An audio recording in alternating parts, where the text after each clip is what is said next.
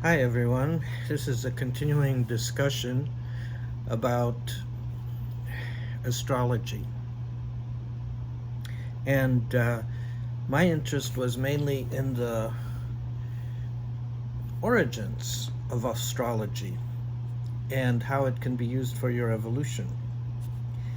In in the past, of course, I've done 30 years of astrology, Vedic astrology, and started off with experience of doing ceremonies. So I've done thousands of ceremonies, Vedic ceremonies. Was friends with the pundits from India, and I found I naturally could do them. So I've done thousands and thousands of them with the experience of the actual what's called the devas, the different divine laws of nature, if you want to say it, the beings of light. So it was beautiful, and my own beginnings started with someone asking me to do a ceremony for the planet Jupiter. And then, as we did that ceremony, the Deva of Jupiter appeared to us, a golden being, you could say. And that was the beginning. That was my communion. I saw communion with those divine angelic aspects. Of course, within the context of any ceremony, Vedic ceremony, you always honor the Supreme Being.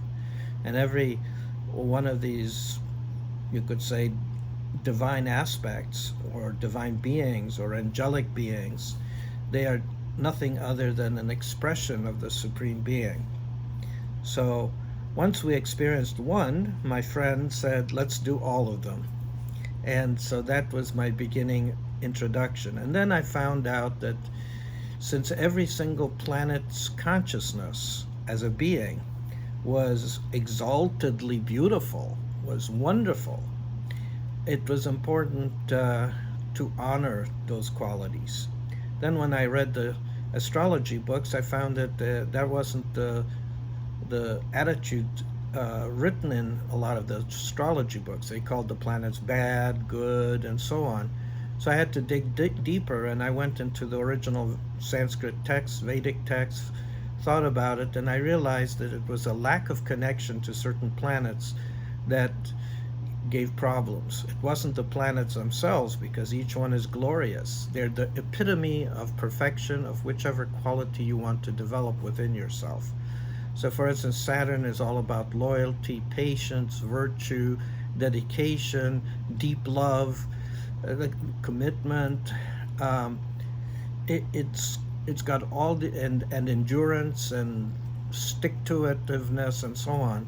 If you don't have good connection to Saturn or that aspect of yourself that's like that, then what happens is one lacks patience, one doesn't have the endurance one needs, and so on. There were other things as well. Venus, for example, Venus has to do with love and beauty and appreciation of aesthetics, enjoyments. If one doesn't have good connection to Venus, one could have problems enjoying. One could have problems in the body also. The hormonal system could be upset, and so on. So each planet has its jurisdiction, and I found in the early days that the first sutras of the Vedic texts of Parashara, the great sage who wrote down much of Jyotish, or who cognized much of Jyotish or astrology, Vedic astrology, his statement was, uh, any planet that you appreciate will bless you, will only bless you. And I thought that's beautiful, because if you honor that planet, that divine aspect within yourself and outwardly as well, then what happens is you're open to the blessings of that quality. And so then I had to test things out. I found out that there were value judgments put on the different planets. Outward, inward was good and bad instead of outward, inward.